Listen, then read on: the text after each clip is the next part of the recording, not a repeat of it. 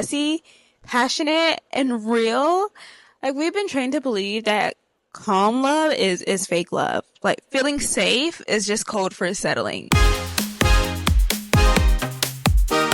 Hey, welcome back to Pretty Girl Movies, a corner of the internet where we revisit the movies that raise us, then quietly lose our minds when we realize they were training us to confuse longing with love and betrayal and bravery.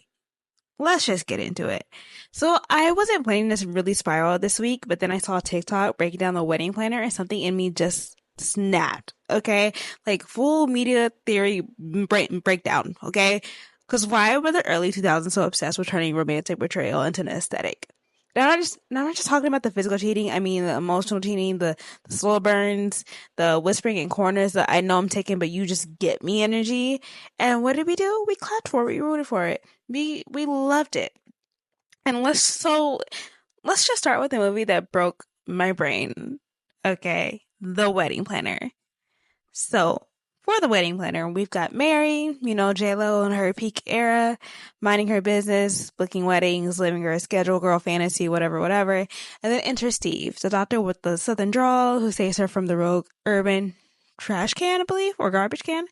It was romantic. Cute, I guess.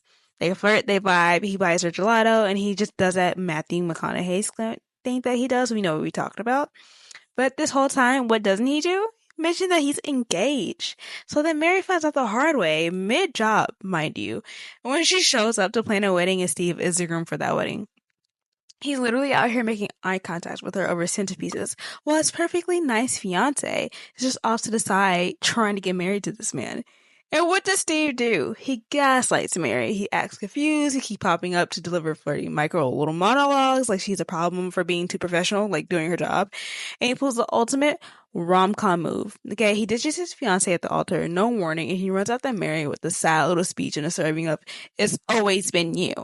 And Mary just takes him back, no reckoning, no grown-up conversations. It was just vibes and soft lighting that whole time.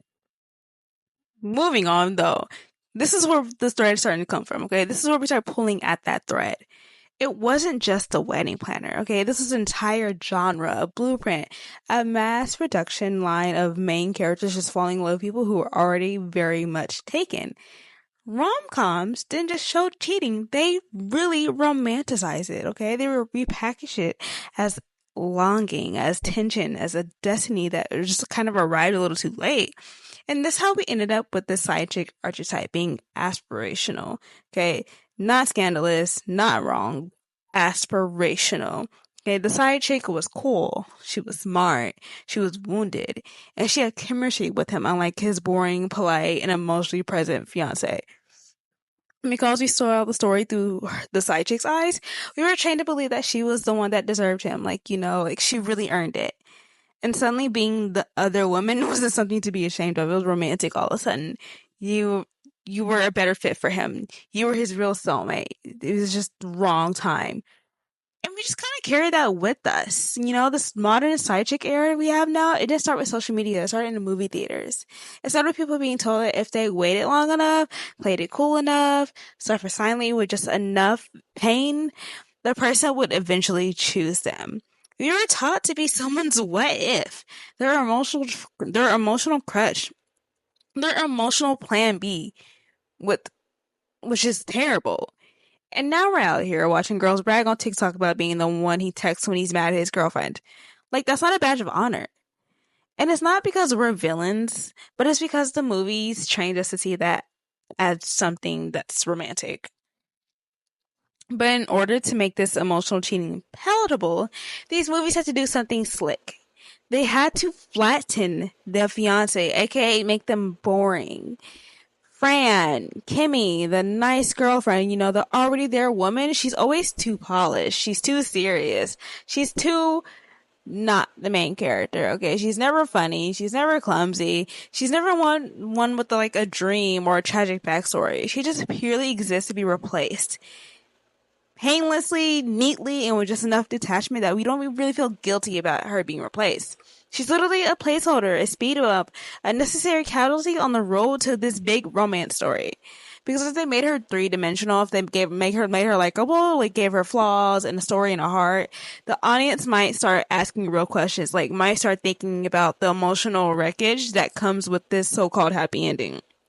Of course, the studios can have that, you know. So she becomes a foil, not a threat, not a person, just an obstacle that we're like supposed to root against for the reasons of true love. You know, she's in the way.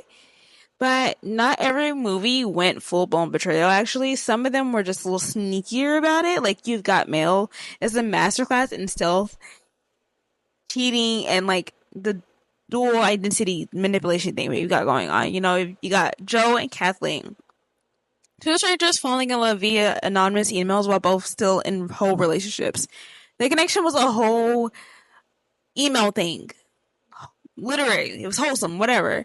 But real talk, it was still cheating. You know, Joe finds out who Kathleen is midway through and decides to play both sides, charming her anonymously while also manipulating their in-person interactions to make her fall in love with him twice. Who does that?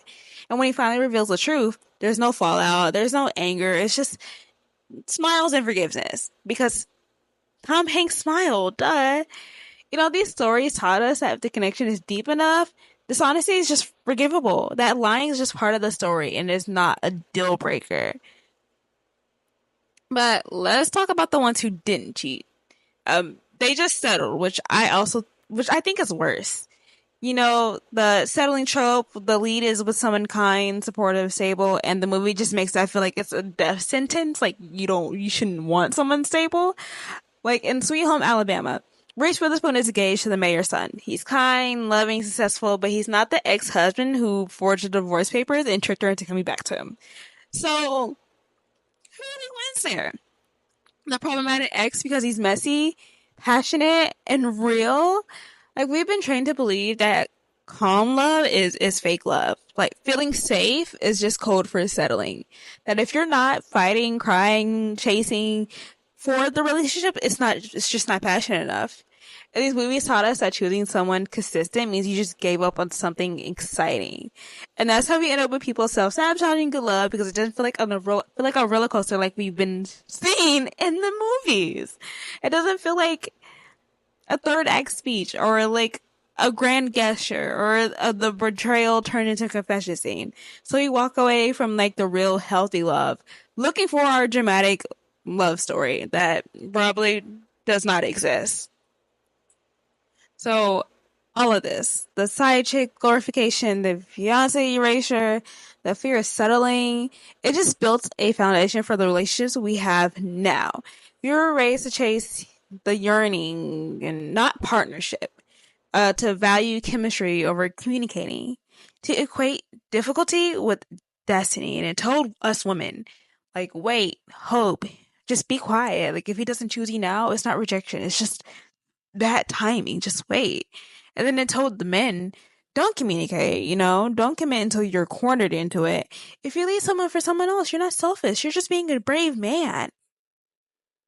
And now we're out here in dating culture dealing with the ghosting because confrontation isn't cinematic enough.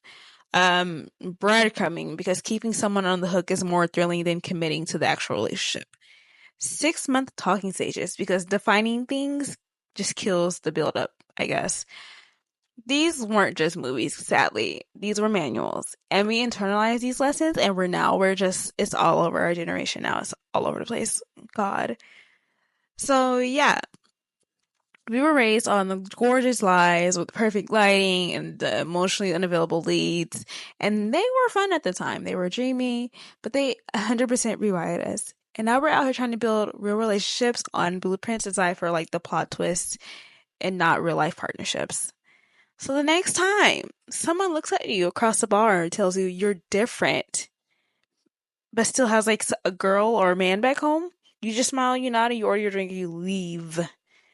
Because love, real love, doesn't require a third act betrayal to be real. Yeah. So that's it for this one. If you liked it, cool. If not, you still watched it anyway, so I got you. I'll be back with more movies, more styles, and more side scripts that I have to go back and rewatch. So, see you next time.